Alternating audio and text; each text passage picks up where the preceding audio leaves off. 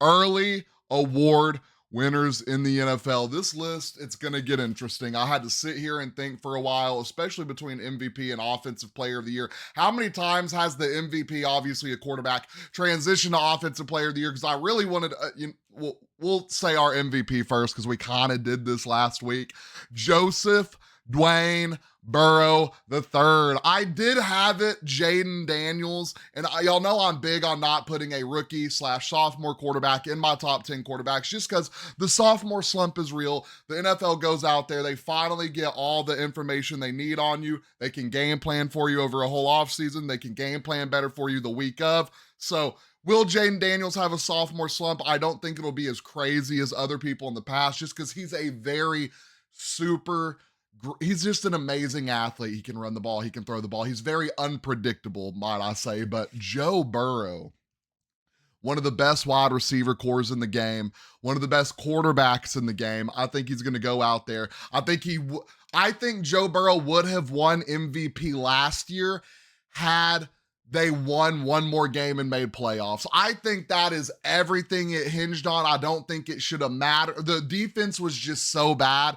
There was no way they were going to make playoffs. I really don't know if there's a way they make playoffs this year. They're going to have to do better than last year. And last year they had Joe Burrow and the Triple Crown Jamar Chase, right? It's going to be hard to replicate that. I think they can go out there and do it. I have Joe Shiesty as my MVP.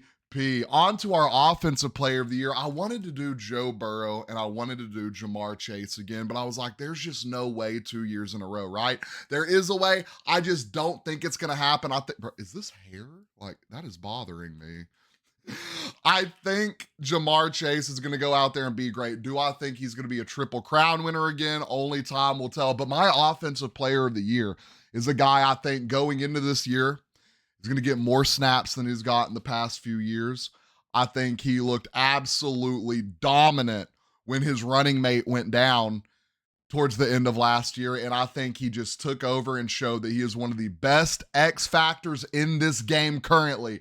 I am talking about, for my Offensive Player of the Year, running back, Jahmyr Gibbs. What I saw, he looked unstoppable. When Jahmyr Gibbs touched that rock, at any moment, he could go to the crib. He could have a gain of 10. He could have a gain of 20. He fights through contact. This is one of the best running backs in the league. I think he's going to go out here this year. I think he's going to have a little bit higher of a snap count. I think they're going to run back Robinson a little bit. I think he's going to get a few less snaps. I think he's going to get a lot more red zone snaps, but I think Gibbs is going to get it in the end zone before they have to even worry about that. I think Gibbs is going to have, and saying a breakout year is crazy for how absolutely amazing he's looked, but that is my Offensive Player of the Year. On to Defensive Player of the Year. I sat here and I thought about this one for a long time, right? Because it kind of gets passed around by the same guys over and over again. You got TJ Watt, who might not even be on the Steelers next year. We could get into that.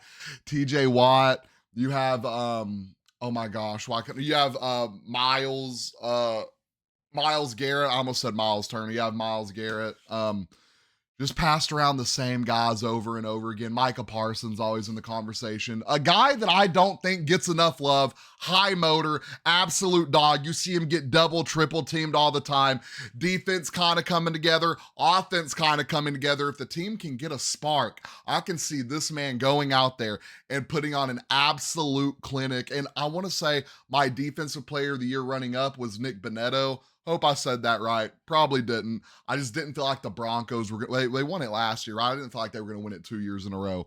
Give me fan favorite, dog, tatted, Mad Max Crosby. Round of applause. I think Max Crosby is going to go out there and show y'all why he is one of the most dominant, unspoken about ends in the game. And when I say fan favorite, I've never met anyone that doesn't like Max Crosby. His attitude, his energy, his pacing, absolute dog on the field. I just think he doesn't get the respect he deserves because the team he's on. And I think the team he's on, you got a new head coach in Pete Carroll, Super Bowl winner.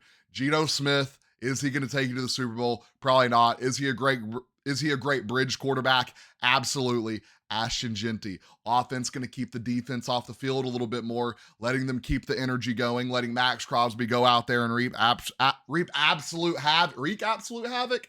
Go out there and go off, ladies and gentlemen. And I think he finally has a defense around him that's going to take a little bit of pressure off him. The D-line's getting better. It's healthy now. You got some safeties. You got some corners back there. You got a lot of potential in this Raiders team moving forward this season. Our offensive rookie of the year. This is a pretty big layup. I think we all know who I'm going to pick here. I'm going Cam Ward, starting from day one. Gonna help it a lot. I really don't see anyone challenging this unless Travis Hunter just has a ridiculous season. If you're battling a quarterback from day one for an award, you're not winning it. I think Cam Ward's going to go out there. He looks like one of the most mature quarterbacks we have seen coming in the draft lately. I think he's ready to go out there, put in work. Is the wide receiver room awful? I wouldn't say awful. That's really harsh. I wouldn't say it's awful. I'd say it's young. I'd say it's developing. Your wide receiver one is a guy who's had trouble in the past, hasn't really been able to get it going. I think there's a lot of potential here for Cam Ward. I don't think they're going to have a great record this year, but I think he's going to have great numbers for a rookie quarterback this year compared to, the last two rookie quarterbacks have kind of, blessed us, talking about CJ Stroud and Jaden Daniels. But do I think Cam Ward will have a year like that? No. Do I think he has potential to be as good as them? Absolutely. I think the team around him is going to hold him back more than he's going to hold them back, if you know what I mean.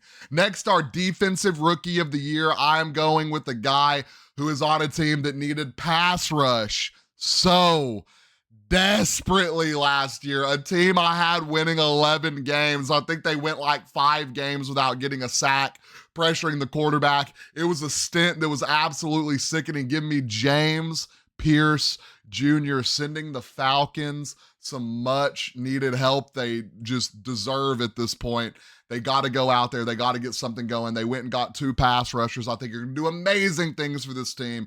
James Pierce Jr., my defensive rookie of the year. And last but not least, my comeback player of the year. Now I'm going to tell you my runner-up, and why he's not going to win it. And I'm going to tell you my runner. Obviously, as always, we're going to have Damar Hamlin for the 5th year in the comeback player of the year listing. We'll see if he can win that. My runner-up, Dak Prescott. I think that he's going to, obviously, I've told y'all over and over again, if you're battling a quarterback from day one for an award like this, you're not going to win it. But the reason I have this guy winning it is the extent of his injury compared to Dak Prescott's injury. I'm sure y'all can already assume who I'm talking about. My comeback player of the year is Aiden Hutchinson, coming off a gruesome leg injury against the Dallas Cowboys. It was unsettling. It was upsetting. They lose their best pass rusher. He's ready to get back out there. One of the most dominant in the game. One of the most dominant in the game on a terrible D-line.